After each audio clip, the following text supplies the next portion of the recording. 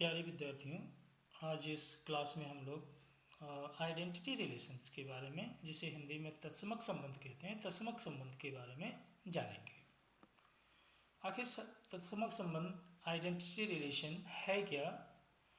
एक identity relation किसी non empty set पर किस प्रकार डिफाइंड होता है, ये देखिए।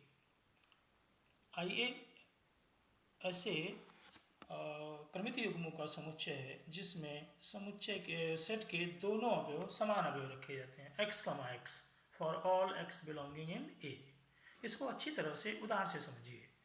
यदि A एक समुच्चय है जिसके अवयव हैं, देख रहे हैं, ABC, और हमें इसका तत्समक संबंध मतलब आइडेंटिटी रिलेशन देना है कि इसका आइडेंटिटी रिलेशन इस समुच्चय पर आइडेंटिटी रिलेशन क्या होगा।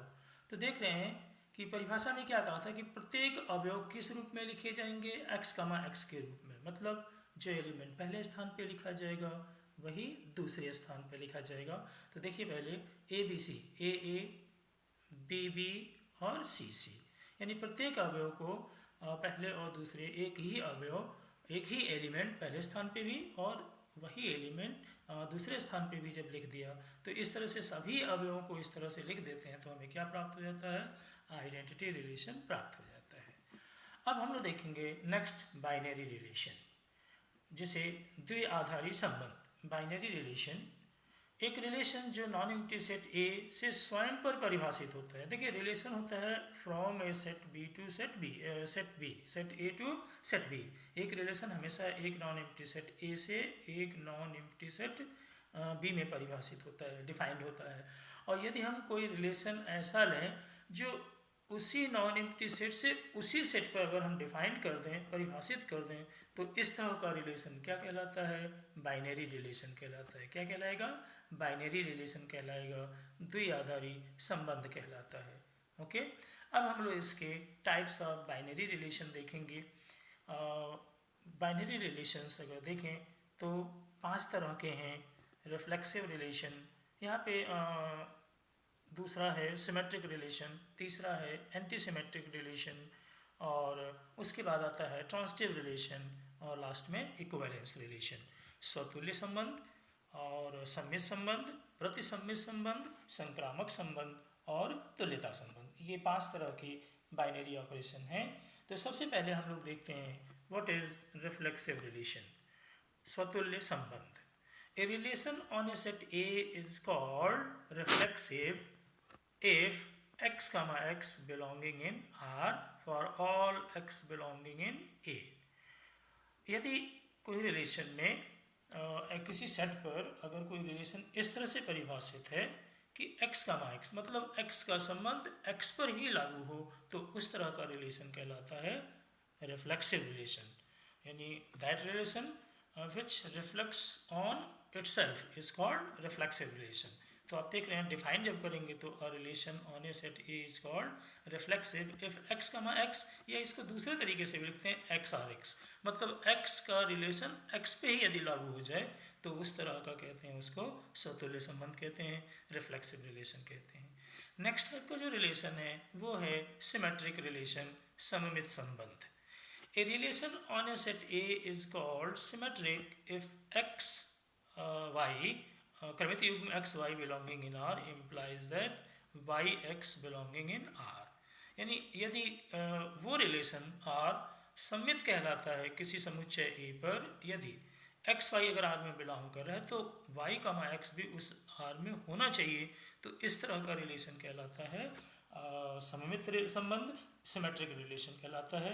इसको अदर वे में x और y, अगर जो संबंध x का y से है वही रिलेशन यदि y का r से है तो इस तरह का संबंध कहलाता है सिमेट्रिक रिलेशन, सममित संबंध कहलाता है। अब हम लोग थर्ड टाइप का रिलेशन देखें, बाइनरी रिलेशन। कौन सा? एंटी सिमेट्रिक रिलेशन, प्रतिसम्मित संबंध। प्रतिसम्मित समझ लीजिए कि सम्मित संबंध का विपरीत कहा जाएगा, anti symmetric relation. A relation R on a set A is called anti symmetric.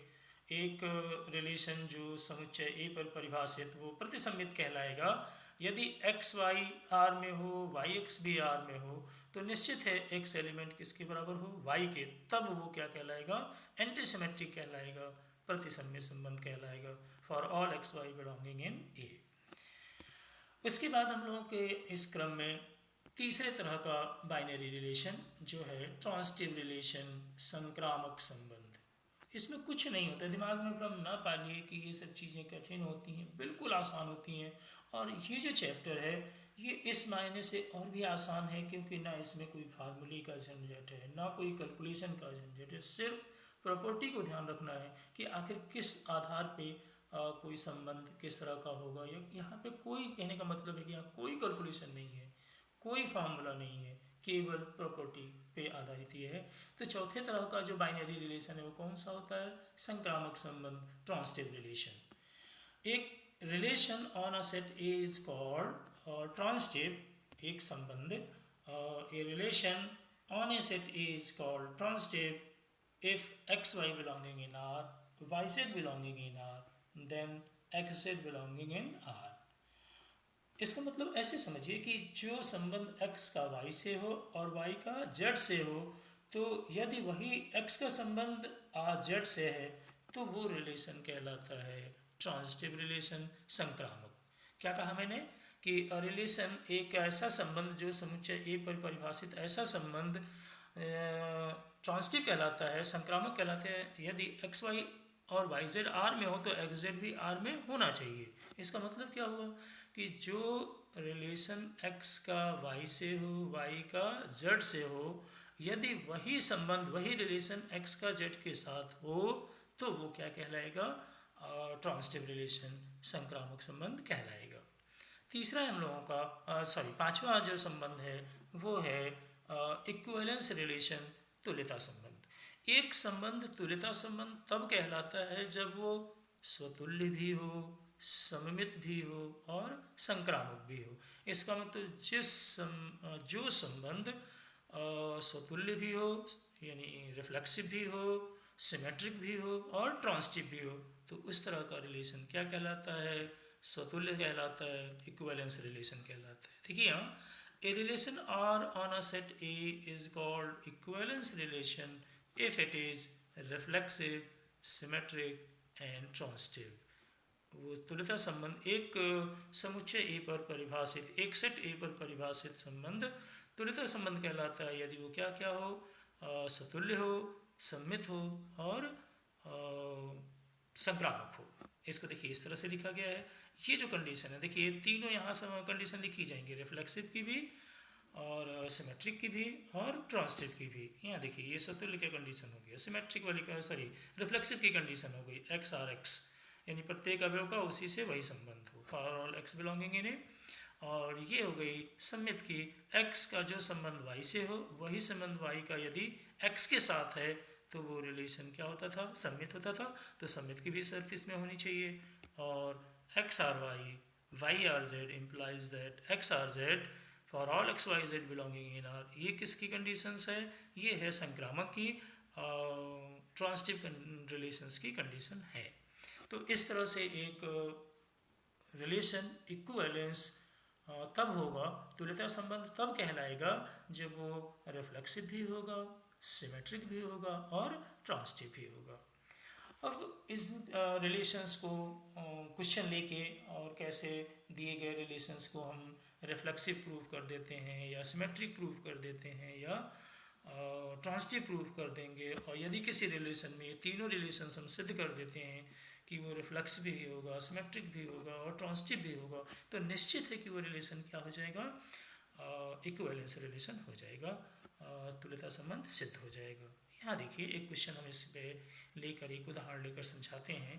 एक सबसे पहले देखिए क्या लिखा है, let A is a set where A is equal to x belonging in Z such that 0 is less than x equal to 0 is less than equal to x is less than equal to 12। मतलब क्या हुआ कि एक set ए दिया हुआ है जिसमें सभी पूर्णांक रखने हैं और वो पूर्णांक कहाँ से कहाँ के रहने चाहिए, 0 से लेके 12 तक।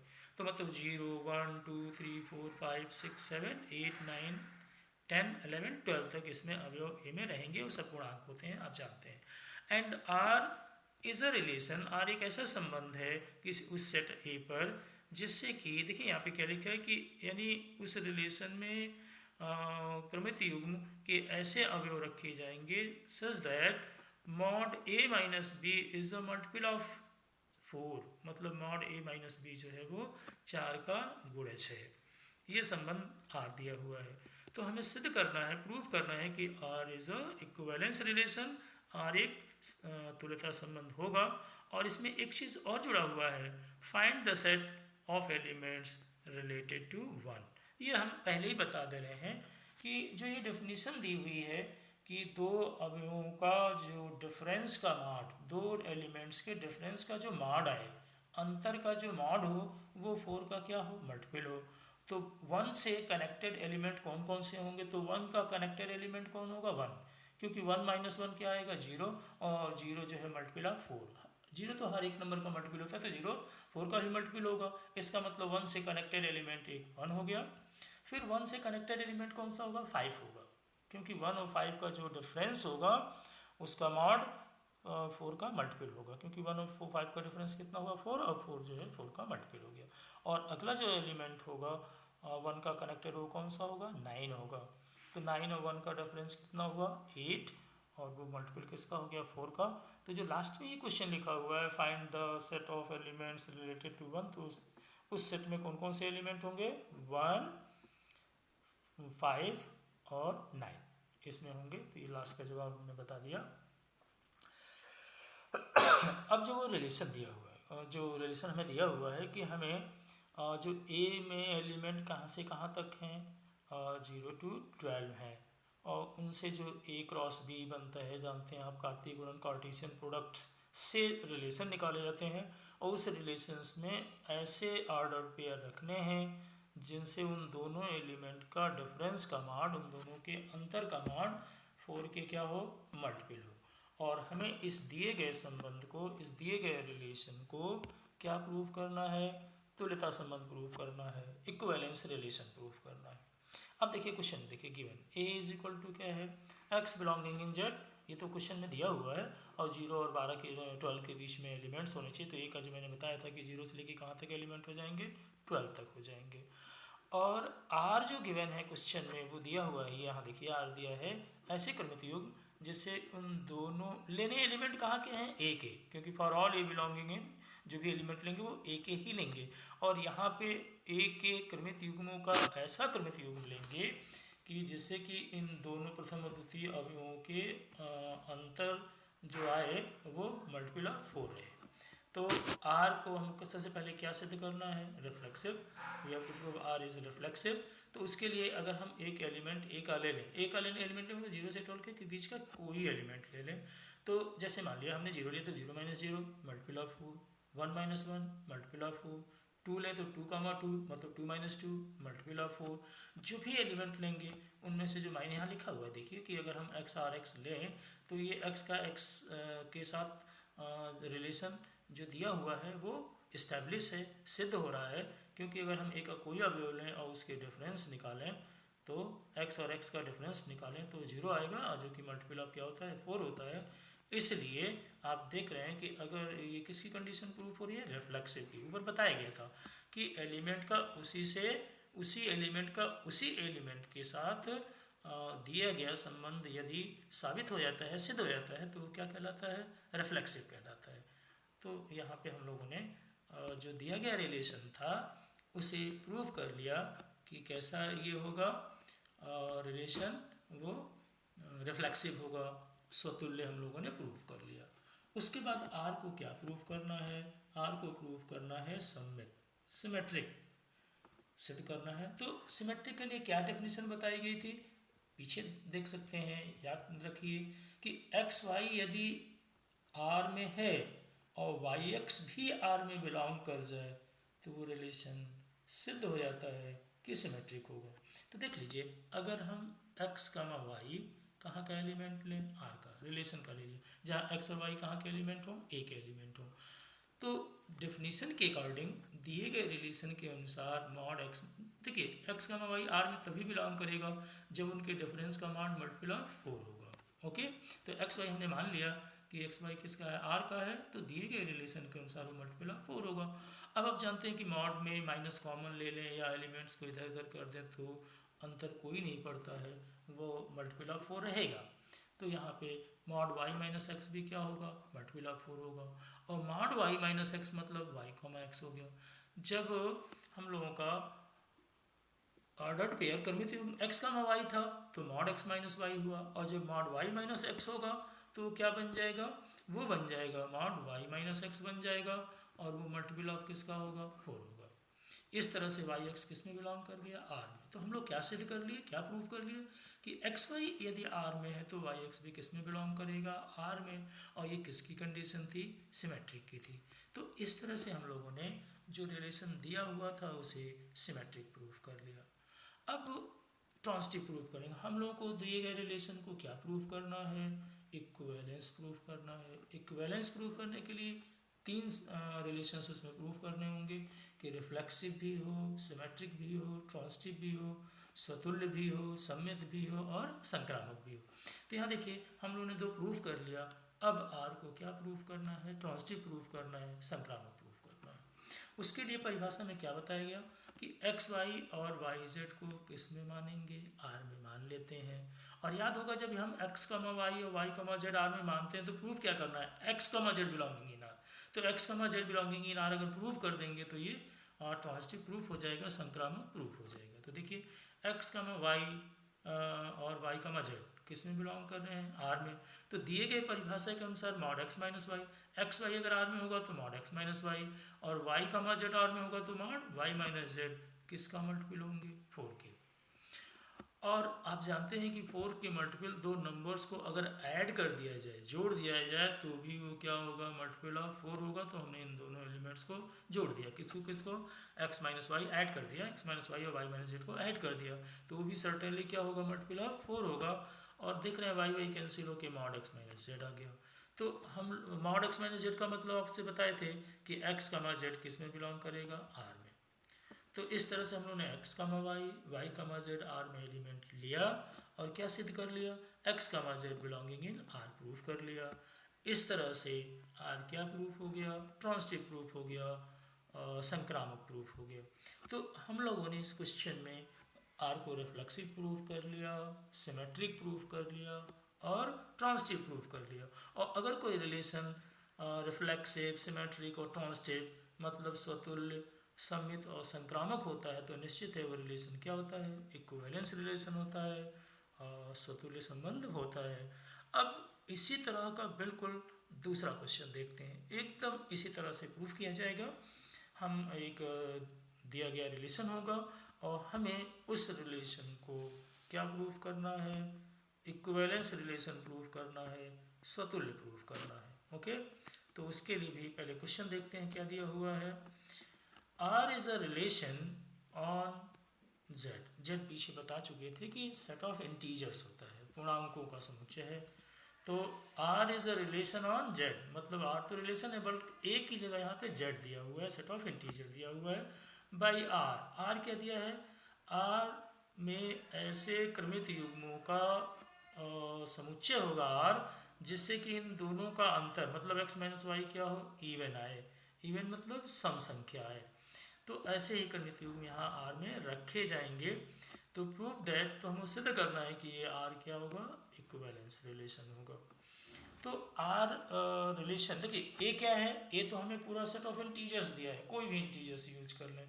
बट R क्या दिया है, R दिया है कि ऐसे क्रमित युग्म है इसमें जिससे कि प्रथम अवयव में से दूसरा अवयव माइनस कर दें तो क्या आएगा, इवन आएगा, ठीक, सम संख्या आएगी। तो इसको प्रूफ क्या करना है, इक्विवेलेंस प्रूफ करना है। इक्विवेलेंस प्रूफ करने के लिए हम लोगों को इस दिए गए रिलेशन को रिफ्लेक्सिव भी प्रूफ करना होगा, सिमेट्रिक भी प्रूफ करना होगा और ट्रांजिटिव भी प्रूफ करना होगा। तो चलिए सबसे पहले क्या प्रूफ किया जाए, रिफ्लेक्सिव। रिफ्लेक्सिव में सिंपल सी बात है कि x, x देखा चेक किया जाएगा कि x, x मतलब जो रिलेशन दिया गया है उस पे x, x खरा उतरता है कि नहीं उतरता है, मतलब x के साथ वो दिया गया रिलेशन हो रहा है कि नहीं हो रहा है, जस्टिफाई हो रहा है कि नहीं हो रहा है। तो x, x मतलब x r x, और x r x का मतलब क्या हुआ, x माइनस एक्स। देख लीजिए r में क्या दिया था, अगर x y रिलेशन है, वो क्रमित युग्म है r का, तो x माइनस वाई क्या होना चाहिए, इवन। तो अगर y की जगह भी x हो जाएगा तो x माइनस एक्स कितना आएगा, 0 आएगा। और 0 अच्छी तरह आप जानते हैं क्या है, इवन है। इसका मतलब x का x के साथ दिया गया संबंध संतुष्ट हो रहा है, मतलब वो संबंध लागू हो रहा है। इसका मतलब x का x किस में बिलोंग करेगा, r में। इसी को हम लोग ऐसे भी लिखते हैं कि x related to x for all x belonging in z। मतलब कोई भी इंटीजर लें, उनका अंतर निकालें तो 0 आएगा। 0 क्या होता है, इवन होता है। इसलिए r क्या प्रूफ हो गया, रिफ्लेक्सिव प्रूफ हो गया। अब हम लोग r को क्या प्रूफ करेंगे, सममित, और सममित के बाद क्या प्रूफ करेंगे, ट्रांजिटिव प्रूफ करेंगे। तो अब हम लोग देखा जाए कि r कैसे सममित होगा। r को सममित होने के लिए, सममित में पिछले एग्जाम्पल में हमने देखा कि x y r का लिया जाए और अगर वाई एक्स भी r में बिलोंग करा दिया जाए तो वो क्या प्रूफ हो जाएगा, सममित प्रूफ हो जाएगा। तो इसके लिए देख लीजिए, सबसे पहले क्या लिया गया, x Y belonging in r, और परिभाषा क्या दी हुई है कि अगर x y r में बिलोंग करेगा तो x माइनस वाई क्या होगा, इवन होगा। और x माइनस वाई इवन होगा तो आप जानते हैं अगर इवन संख्या का माइनस भी ले लिया जाए तो भी वो क्या होता है, इवन होता है। तो हमने इसका माइनस ले लिया, तो माइनस लेने पर y माइनस एक्स प्राप्त हो गया, और y माइनस एक्स भी क्या होगा, इवन होगा। ओके, मतलब अगर हम x माइनस वाई क्या है, इवन है, आप जानते हैं कि इवन का माइनस ले लिया जाए तो भी वो क्या होगा, इवन होगा। उस प्रयास में हमें y माइनस एक्स मिल गया, और y माइनस एक्स यदि इवन होगा तो दिए गए परिभाषा के अनुसार y का एक्स भी किस में बिलोंग कर गया, r में बिलोंग कर गया, for all x y belonging in z। तो अभी हम लोगों ने क्या प्रूव करने में सफलता पाई कि एक्स वाई अगर r का एलिमेंट था तो वाई एक्स भी किस में बिलोंग कर रहा है, r में, for all x y belonging in z। तो इस तरह से हम लोगों ने रिलेशन को क्या प्रूव कर लिया, सममित प्रूव कर लिया। अब लास्ट में r को क्या प्रूव करना है, लास्ट में r को प्रूव करना है कि r क्या होगा, ट्रांजिटिव होगा, ट्रांजिटिव संक्रामक होगा। तो संक्रामक प्रूव करने के लिए हमको r के दो अवयव लेने होते हैं, x y और y z। तो देखिए यहाँ पे हमने x y और y z को किसका एलिमेंट मान लिया, r का। तो जो दी गई परिभाषा है उसके अनुसार x माइनस वाई और y माइनस जेड क्या होंगे, इवन होंगे। ओके, और जानते हैं कि जब दो इवन संख्याओं को हम जोड़ दें, देखिए यहाँ जोड़ दिया गया, दो इवन संख्याओं को जोड़ दें तो भी क्या आएगा, इवन आएगा। और जोड़ने के प्रयास में हमको क्या मिल गया, x माइनस जेड मिल गया। और x माइनस जेड अगर इवन होगा तो दिए गए परिभाषा के अनुसार x जेड भी किस में बिलोंग कर गया, r में बिलोंग कर गया। तो देखिए हम लोग क्या सफलता पाए, हम लोग क्या किए कि x और y x वाई और y जेड r में लिए और किसको सिद्ध कर लिया, x Z belonging in r prove कर लिया। इस तरह से r भी क्या प्रूफ हो गया, ट्रांजिटिव प्रूफ हो गया।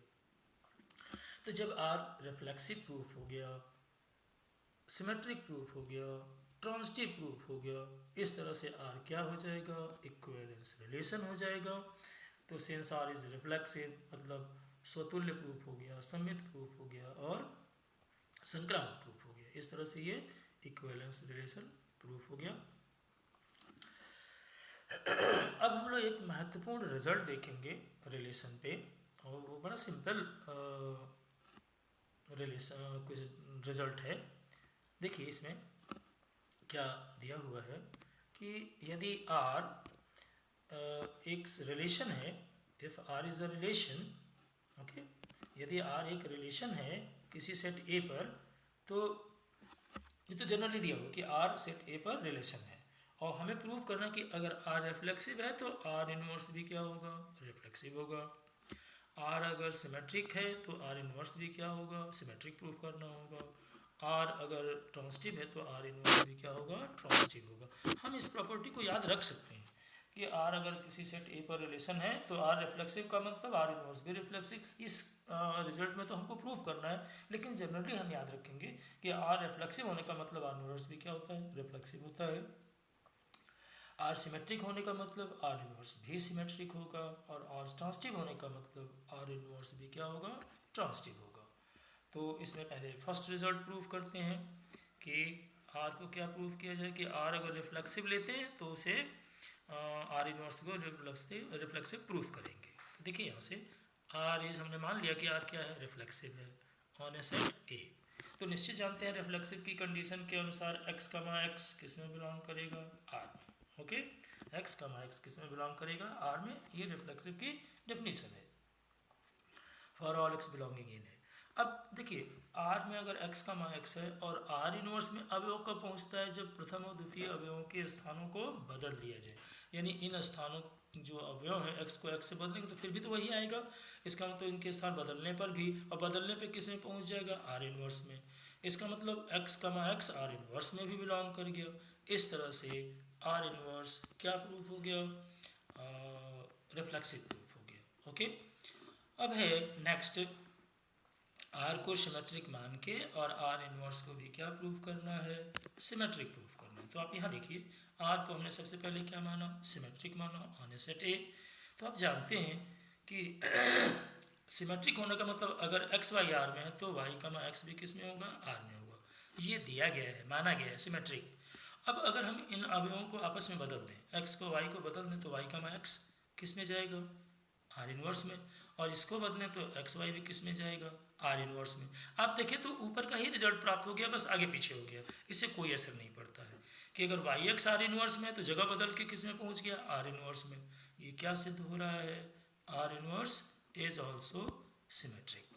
ओके, अब उसके बाद नेक्स्ट जो हम लोग प्रूफ करना है वो है कि अगर R ट्रांजिटिव है तो R इनवर्स भी क्या होगा, ट्रांजिटिव होगा। इसके लिए देखिए यहाँ से प्रूफ थर्ड है कि R इनवर्स, देखिए हम क्या करें, यहाँ सबसे लास्ट में देखिए यहाँ पे अगर हम ये रिजल्ट एक्स वाई और वाई जेड किसका लें, R इनवर्स का, और एक्स जेड भी किस में प्रूफ हो जाए, R इनवर्स में। ये डेफिनेशन R के लिए जो कंडीशन होती है वही किसके लिए, R इनवर्स के लिए कंडीशन प्रूफ करना होगा। यही दो रिजल्ट में हम लोगों ने किया है। तो एक्स वाई और वाई जेड किसका एलिमेंट लिया जाए, R इनवर्स का, तो ये लिया गया है एक्स वाई और वाई जेड किसका लिया गया, R इनवर्स का। अब इनके अगर हम प्लेस बदल दें, जानते हैं एक्स और वाई को आपस में बदलने पे क्या मिलेगा, वाई एक्स, और वाई जेड को आपस में बदलने से क्या मिलेगा, z y belonging in R। उसकी क्या है डेफिनेशन। अब चूंकि x y y z R inverse में थे, तो जब हम इनका रिवर्स कर देंगे, एलिमेंट्स के प्लेसेस बदल देंगे वाई एक्स और जेड वाई, तो किसका एलिमेंट हो गया था, R का। और अब ये जेड वाई और वाई एक्स है तो एक ही चीज़ किस में बिलोंग कर रहा है, R में। और ये प्रॉपर्टी देखिए जो सम्मित की, सॉरी ट्रांजिटिव की जो कंडीशन है कि जेड वाई और वाई एक्स, मतलब वाई लास्ट और फर्स्ट में है, तो इसका मतलब क्या बचेगा, जेड और एक्स। तो जेड एक्स किस में बिलोंग कर गया, R में। क्यों बिलोंग कर गया, because R is transitive, R जो है वो संक्रामक है, इसलिए हमने z y comma y x belonging in R से ये लिख दिया z, x belonging in R। और अब इनके अगर हम टर्म्स एलिमेंट्स रिवर्स कर दे रहे हैं, आगे पीछे कर दे रहे हैं, बदल दे रहे हैं, तो x z belonging in R inverse हो जाएगा। तो हम लोग क्या प्रूव कर लिए, x y y z belonging in R inverse implies that x z belonging in R inverse and it is the condition of transitive and therefore R inverse is also transitive। ये भी R inverse भी क्या proof हो गया, संक्रामक हो गया। तो हम लोगों ने जो रिजल्ट प्रूव किया कि if R is reflexive R inverse is also reflexive. Second result prove किया था if R is symmetric then R inverse is also symmetric. And third one हम लोगों ने किया कि if R is transitive then R inverse is also transitive. तो अब एक क्वेश्चन, अब फिर से नेक्स्ट क्वेश्चन देखते हैं जिसमें फिर से हमें इक्विवेलेंस रिलेशन प्रूव करना होगा। और इक्विवेलेंस रिलेशन प्रूव करने के लिए हम लोग तीन रिलेशंस उसमें शो करते हैं, रिफ्लेक्सिव, सिमेट्रिक एंड ट्रांजिटिव। तो क्वेश्चन देखिए एक बहुत सिंपल है, प्रूव दैट द रिलेशन, कौन सा रिलेशन देखिए यहाँ से, prove that the relation congruent to, त्रिभुजों का सर्वांग सम होना। सर्वांग सम त्रिभुज ज्योमेट्री में 9th वगैरह में पढ़ा है आपने कि prove that the relation congruent to on the set of triangles in a plane is an equivalence relation. मतलब त्रिभुजों के समुच्चय में सर्वांग समता का नियम, मतलब सर्वांग सम होना एक तुल्यता संबंध है, ये प्रूफ करना है, इक्विवेलेंस रिलेशन है। तो इसे कुछ नहीं है, जैसे सर्वांग सम इक्विवेलेंट टू, तो सबसे पहले तो ए है क्या, कहाँ प्रूव करना था, सेट ऑफ ट्रायंगल्स में। Let A is the set of triangles in a plane, plane में त्रिभुजों का समुच्चय है ए। आर क्या है, कॉन्ग्रुएंट टू, सर्वांग सम होना ये संबंध है। ओके, तो R is reflexive. R is reflexive कैसे होगा कि जानते हैं कि हर एक त्रिभुज, हर एक ट्रायंगल अपने आप का क्या होता है, सर्वांग सम होता है। हर एक ट्रायंगल अपने आप का कॉन्ग्रुएंट होता है। तो इसका मतलब यही तो प्रॉपर्टी है रिफ्लेक्सिव की, कि every triangle is congruent to itself. प्रत्येक त्रिभुज अपने का सर्वांग सम होता है, यानी वही तो हो गया एक्स आर एक्स, और इसलिए आर क्या प्रूफ हो गया, रिफ्लेक्सिव प्रूफ हो गया। अब आर इज सिमेट्रिक। आर को क्या प्रूव करना है, सिमेट्रिक। ओके, तो इफ ये निश्चित है कि यदि पहला त्रिभुज फर्स्ट ट्रायंगल दूसरे का कॉन्ग्रुएंट होगा तो दूसरा भी तो पहले का कॉन्ग्रुएंट होगा। मतलब पहला ट्रायंगल यदि दूसरे का सर्वांग सम होगा तो दूसरा भी तो पहले से सर्वांग सम होगा। यही सममित है, यही सिमेट्रिक रिलेशंस है। तो देखिए यहाँ स्पष्ट लिखा हुआ है कि if one triangle is congruent to other y, means if one triangle x is congruent to other triangle y, then the second triangle y is also will be congruent to first triangle x. Okay, यही चीज़ यहाँ लिखा कि x और y implies that y और x, मतलब x अगर congruent है y के तो y भी congruent होगा x के, for all x belonging in x y belonging in A, इसलिए r भी क्या प्रूफ हो गया, सिमेट्रिक प्रूफ हो गया। ओके, अब थर्ड प्रूफ करना है कौन सा, ट्रांसिटिव, कि r जो होगा वो क्या होगा, ट्रांसिटिव होगा। तो देखिए बिल्कुल सिंपल है।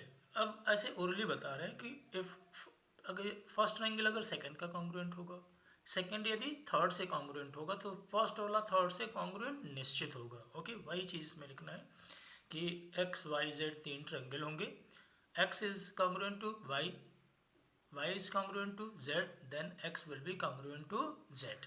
एक्स अगर सर्वांग सम होगा वाई के, वाई सर्वांग सम होगा जेड के, तो एक्स भी सर्वांग सम होगा जेड के। यही कौन सी प्रॉपर्टी है, ट्रांसिटिव रिलेशन है। तो सिंपल सा यही है कि आर को ट्रांसिटिव प्रूव करने के लिए if x is triangle is, if x triangle is congruent to y and y triangle is congruent to z, then x triangle will be congruent to z. Okay, देखिए स्पष्ट लिखा है x और y और z, मतलब x congruent to y, y congruent to z, then x will be congruent to z for all x, y, z belonging in A. इसका मतलब R क्या प्रूफ हो गया, transitive. It means R is reflexive, symmetric and transitive, so it is congruent. It is equivalence relation. R स्वतुल्य proof हो गया, सम्मित proof हो गया और संक्रामक प्रूफ हो गया, इसलिए R क्या होगा, एक तुल्यता संबंध होगा, एक इक्विवेलेंस रिलेशन होगा। तो मेरे प्यारे विद्यार्थियों, आज के क्लास में इतना ही।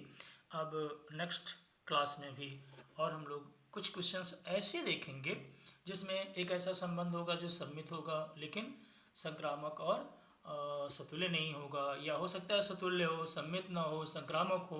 तो और साथ में एनसीईआरटी बुक के क्वेश्चंस या अदर आए हुए बोर्ड के क्वेश्चंस, इस तरह का हम इसमें और कवर करेंगे। आप लोग लाइक, शेयर और सब्सक्राइब जरूर करें, फ्रेंड्स को बताएं, जितने स्टूडेंट्स का फ़ायदा हो पाए, तब जाके मेरी सार्थक और अधिक सार्थक होगी, मेरी मेहनत जो होगी और अधिक सार्थक होगी। और टिल देन बाय।